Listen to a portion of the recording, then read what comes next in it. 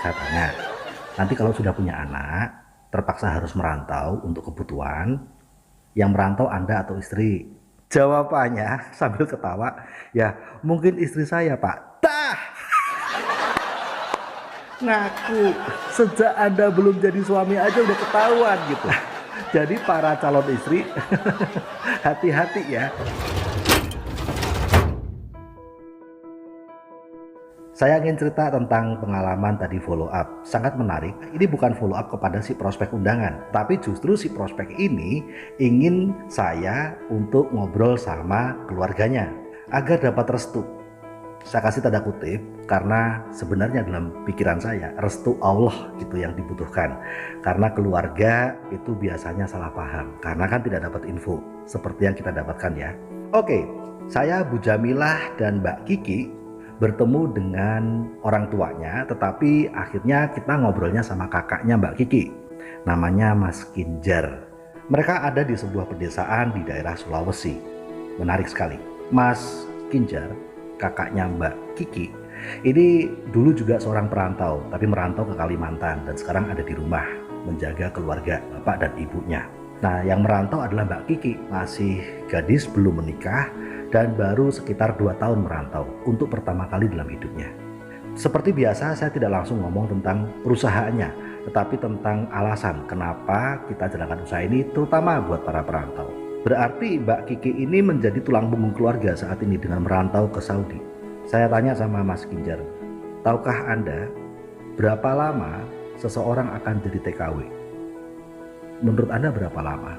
Berapa lama adikmu ini akan menjadi TKW? Setiap orang bisa menduga-duga berapa lama seseorang akan jadi TKW, tetapi tidak dengan dugaan pasti. Nah, saya jelaskan sekarang. Seorang TKW rata-rata akan terus menjadi TKW itu sampai anaknya umur 22 tahun. Padahal sekarang Mbak Kiki belum berkeluarga, belum punya anak. Kakaknya bertanya, kok bisa hitungan seperti itu? Jawaban saya, kenapa kok seseorang terpaksa menjadi TKW atau TKI? Bukan karena kemiskinan, karena saya pun juga miskin. Amat sangat miskin. Namun orang tua saya jungkir balik mati-matian nyekolahin saya sampai sarjana. Dalam kehidupan kita yang orang desa ini, biasanya kita hanya bisa bekerja sesuai dengan ijazah kita. Kita belum masuk era 4.0 digital marketing. Kita masih yang tradisional. Sehingga ijazah menjadi pegangan untuk mencari nafkah. Lulusan SMA ke bawah, SMA, lulusan SMP atau lulusan SD, itu rata-rata pekerjaan di Indonesia sama. Karyawan toko, pabrik, babysitter, asisten rumah tangga, satpam, buruh bangunan, di mana rata-rata penghasilannya kisarannya 2 jutaan. Cukupkah itu? Cukup. Selama belum berkeluarga, belum membiayai anak-anak sekolah dan sebagainya. Tapi bagaimana kalau sudah berkeluarga? Bagaimana kalau sudah punya anak-anak? Selain menafkahi orang tuanya juga harus menafkahi anak-anaknya. Jelas gak cukup. Inilah yang kemudian menjadi alasan orang untuk terpaksa harus jadi TKW atau TKI. Karena dengan bekal ijazah SMA ke bawah saja bisa punya penghasilan 4 jutaan ke atas. Dan semua teman-teman para perantau akhirnya menyadari karena ijazahnya lah dia terpaksa harus jadi TKW. Ijazah itu tidak bisa dipakai untuk cari penghasilan 4 juta ke atas di Indonesia. Maka dalam pemikiran dia ketika sudah punya anak, dia akan menyekolahkan anaknya lebih tinggi dari dia. Minimal harus sarjana. Di usia berapakah rata-rata anak kita jadi sarjana? Kuliah dimulai di umur 19 tahun, kurang lebih 4 tahun kuliah, selesai umur 22 tahun. 19, 20, 21, 22, 4 tahun. Anak yang paling kecil tentu saja, masa cuma kakaknya yang kuliah? Masa adiknya enggak? Jadi bisa dibayangkan, yang awalnya hanya berpikir merantau hanya untuk 1 kali kontrak, 2 atau 3 tahun saja, ujung-ujungnya bisa sampai puluhan tahun. Karena semua perantau ingin masa depan anaknya lebih cerah daripada dia, artinya tidak jadi TKW atau TKI. Dan ternyata baru disadari bahwa masa depan yang cerah itu ya dari ijazahnya dulu. Saya tahu sekarang sudah era dunia bisnis online. Tetapi tidak seperti itu pemikiran orang-orang yang masih ada di pedesaan. Semua masih bekerja sesuai dengan ijazahnya.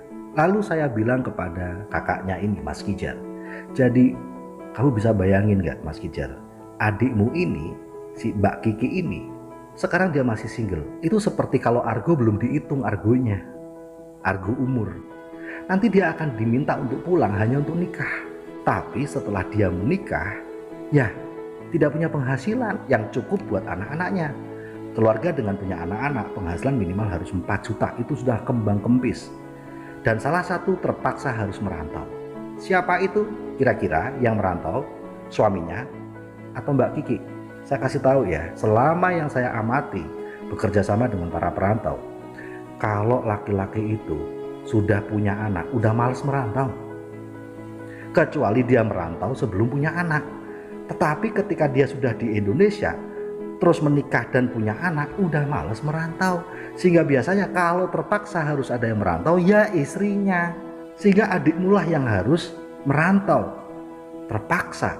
Sampai kapan? Sampai anak-anaknya umur 22 tahun. Dan itu masih lama sekali. Bisa dibayangkan bagaimana penderitaan adikmu ini karena dia tidak akan pernah merayakan ulang tahun anak-anaknya sampai usia puluhan tahun. Dia tidak akan pernah bisa merayakan Idul Fitri bersama anak-anaknya. Dia hanya bisa memandang anaknya sakit lewat HP, dan itu sampai puluhan tahun. Ketika pulang, adikmu sudah tidak mendapatkan kasih sayang lagi dari anak-anaknya. Bagaimana dengan kehidupan pernikahannya? 90% pernikahan berantakan. Kenapa? Ya suami sama istri nggak pernah bisa kumpul bareng. Lalu saya juga bertanya sama Mas Kijar, karena sepertinya masih single. Mas Kijar, kalau nanti Anda menikah, punya anak-anak, dan jelas butuh penghasilan lah minimal 4 jutaan, pasti salah satu terpaksa harus merantau. Siapa menurut Anda yang akan merantau? Anda sebagai suami atau istrimu? Jawabannya sambil ketawa, ya mungkin istri saya Pak. Tah! Mungkin istri saya Pak. Tah! Ketahuan ya para suami. Sejak Anda belum jadi suami aja udah ketahuan gitu. Nah, jadi para calon istri hati-hati ya, ketika Anda berkeluarga penghasilan tidak sampai 4 juta, bisa jadi Anda lah yang akan berpisah dengan anak-anakmu untuk merantau. Kalau nyuruh suami merantau sebelum punya anak deh. Itulah alasannya kenapa kita jalankan bisnis ini, supaya hidup kita tidak tergantung dari ijazah lagi, supaya apapun ijazah kita tidak menjadi penentu bahwa nasib kita, ekonomi kita harus sesuai dengan ijazah itu. Bukan berarti sekolah nggak penting, itu tetap penting, terutama buat anak-anak kita, karena untuk wawasan. Tapi bagi kitanya sendiri yang udah terlanjur tidak sekolah lagi, ya kita harus jalankan usaha ini. Berapapun modalnya, mau join bronze atau join silver, hajar bleh. Bagaimanapun caranya, mau pakai uang gaji, pinjam majikan dulu, gadain mas kawin, gadain paspor, apapun itu, lakukan saja. Sama seperti kita kalau mau buka toko kan, karena ini hanya modal sekali seumur hidup, dan kemudian bisa mengubah hidup kita. 80 lebih TKW-TKI di T-Winners hari ini sudah sukses, sudah pulang, sudah merdeka, dan tidak pernah khawatir lagi dengan masa depan dia, kebutuhan dia, dan juga masa depan anak-anaknya. Dan saya ucapkan salut tadi kepada Mbak Kiki, karena sejak masih gadis sudah memutuskan bergabung di bisnis ini, sehingga nanti bisa sukses pulang dan menikah. Anda bisa merawat anak-anak Anda punya kemakmuran yang luar biasa, dan bye-bye pencari nafkah. Semoga sharing ini bermanfaat. Putuskan hari ini juga, karena Anda sedang mengubah nasib Anda untuk menjadi orang yang sukses dan merdeka. Sukses selalu.